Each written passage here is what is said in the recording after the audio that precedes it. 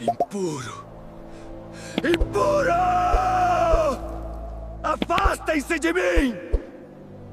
Mas existe uma regra de isolamento tão cruel que quase ninguém comenta.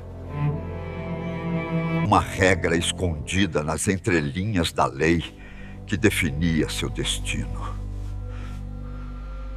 E essa regra muda tudo o que você pensa sobre exclusão. Como era ser um leproso no tempo de Jesus? 2 palavras. Era tudo o que restava. Quando a lepra tomava o corpo de alguém na Palestina do primeiro século, essa pessoa perdia o nome, a família, o lar e o direito de existir entre os vivos, mas ganhava uma obrigação: gritar. Sempre que outro ser humano se aproximasse, o leproso precisava rasgar o silêncio com um aviso público: impuro, impuro. Não era um pedido, era uma sentença repetida pela própria boca todos os dias até a morte. Esse grito ecoava pelos campos da Judéia, da Galileia e da Samaria, como um lembrete constante de que havia pessoas vivendo do lado de fora. Pessoas que respiravam, que sentiam fome, que choravam à noite, mas que não podiam mais ser tocadas. O sistema religioso de Israel havia criado uma categoria de existência que ficava entre a vida e a morte. E quem entrava nela raramente saía. Mas como alguém chegava a esse ponto? O processo era mais frio do que qualquer doença. Tudo começava com uma mancha. Podia ser pequena, quase invisível, do tamanho de uma moeda ou menor. Uma alteração na cor da pele, um pelo que embranquecia. Médicos não decidiam nada naquela sociedade. A pessoa era levada diretamente ao sacerdote. O livro de Levítico, nos capítulos 13 e 14, descreve com detalhes assustadores o protocolo de avaliação.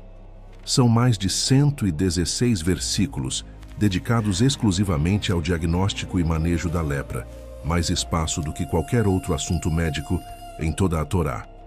O sacerdote examinava a pele em silêncio, observava a profundidade da lesão, verificava se os pelos da região tinham mudado de cor, comparava o tom da mancha com o restante do corpo, procurava sinais de carne viva, de inchaço, de espalhamento.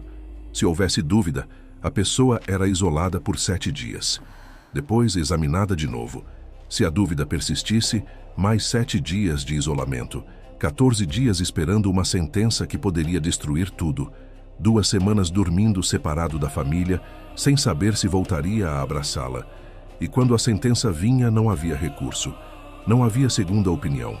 Não havia apelação. O sacerdote pronunciava uma única palavra: impuro. A partir daquele instante, a pessoa deixava de pertencer à comunidade. Não era uma recomendação médica.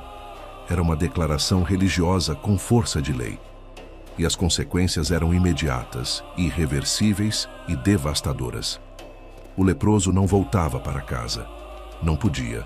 A lei determinava que ele morasse fora do acampamento, longe das cidades, separado de qualquer ajuntamento humano.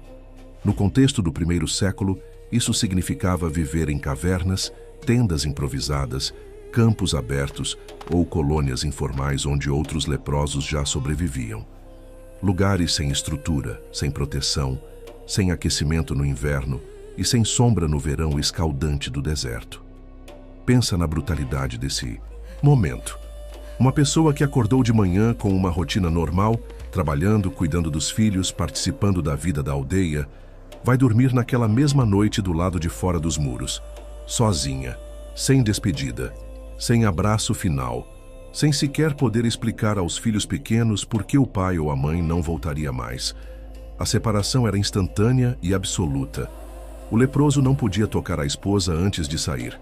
Não podia carregar os filhos no colo uma última vez. Não podia segurar a mão da mãe idosa ou receber a bênção do pai. O contato físico estava proibido a partir do momento em que o sacerdote falava. Qualquer toque contaminaria a outra pessoa, tornando-a também impura e sujeita a rituais de purificação, que duravam pelo menos 7 dias. Essa regra criava cenas que desafiam qualquer descrição. Pais que viam os filhos crescerem à distância, acenando de longe nas estradas. Maridos que nunca mais dormiram ao lado das esposas, mesmo depois de 30 anos de casamento. Mães que morreram sem sentir a pele dos próprios bebês depois que a doença apareceu. Crianças que cresceram como órfãos de pais vivos, sabendo que em algum lugar, fora dos muros, alguém que as amava estava apodrecendo sozinho. A lepra não destruía apenas corpos, destruía vínculos que levaram uma vida inteira para construir. E o sistema não parava por aí. Além do isolamento geográfico, havia o isolamento visual. O leproso era obrigado a se vestir de forma específica para que qualquer pessoa pudesse identificá-lo de longe. Levítico 13, versículos 45 e 46, descreve o código com precisão. Roupas rasgadas, cabelo solto e desgrenhado, parte inferior do rosto coberta, como quem esconde uma vergonha grande demais para ser vista. Era uma espécie de uniforme da exclusão. Uma marca visível que dizia ao mundo: este aqui não é mais dos nossos. O leproso era obrigado a viver vestido de luto por si mesmo, como se já estivesse morto, como se seu próprio corpo fosse um cadáver ambulante que ainda não tinha parado de respirar. Você consegue imaginar o peso de vestir a própria morte todos os dias?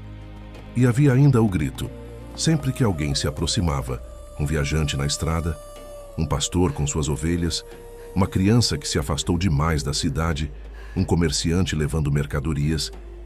O leproso tinha que anunciar sua presença, em voz alta, sem exceção. Impuro, impuro. Esse aviso não era opcional. Era uma exigência legal que transformava cada encontro humano em um momento de humilhação pública. Alguns estudiosos estimam que um leproso que vivesse perto de uma estrada movimentada poderia ter que gritar esse aviso entre 20 e 40 vezes por dia. Todos os dias, durante anos, até a morte. Você consegue dimensionar o peso psicológico disso? Imagine ser forçado a gritar dezenas de vezes por dia que você é alguém que não pode ser tocado, que sua presença contamina, que você representa perigo, que qualquer pessoa sensata deveria fugir de você. Essa repetição diária não apenas afastava os outros, ela destruía a própria imagem de quem gritava. Com o tempo, o leproso não só era tratado como impuro, ele começava a se sentir impuro, a se ver como a doença que carregava, a acreditar que talvez, de fato, merecesse tudo aquilo. O isolamento era físico, social, visual e psicológico. Um sistema completo de destruição da identidade humana. Mas ainda faltava o golpe mais cruel. A lepra não era vista apenas como uma doença, era vista como castigo. A teologia popular da época ensinava que doenças graves eram consequência direta de pecados cometidos contra Deus. Se alguém ficava leproso, era porque tinha feito algo terrível. A doença era a prova visível de uma culpa invisível. O corpo manchado denunciava a alma corrompida. Essa crença aparece em vários momentos das Escrituras. Quando Miriam, irmã de Moisés, foi atingida por lepra em Números capítulo 12. Foi logo após ela ter questionado a autoridade de Moisés. Quando Geazi, servo de Eliseu, ficou leproso em 2 Reis capítulo 5, foi por causa de sua ganância e mentira ao tentar lucrar com a cura de Naamã. Quando o rei Uzias foi ferido com lepra em 2 Crônicas capítulo 26, foi porque ousou entrar no templo para queimar incenso, função reservada aos sacerdotes. Esses episódios reforçavam uma associação direta na mente popular. Lepra é punição divina. No tempo de Jesus, essa ideia estava profundamente enraizada na cultura. O leproso não recebia a compaixão da sociedade. Recebia desprezo. Não era visto como vítima de uma tragédia médica. A exclusão era considerada correta. Isso explica por que ninguém se aproximava. Não era só medo de contágio físico, era medo de se associar a alguém que Deus havia claramente rejeitado. Tocar um leproso era se arriscar a compartilhar não só sua impureza ritual, mas talvez também sua culpa espiritual, sua maldição, seu destino.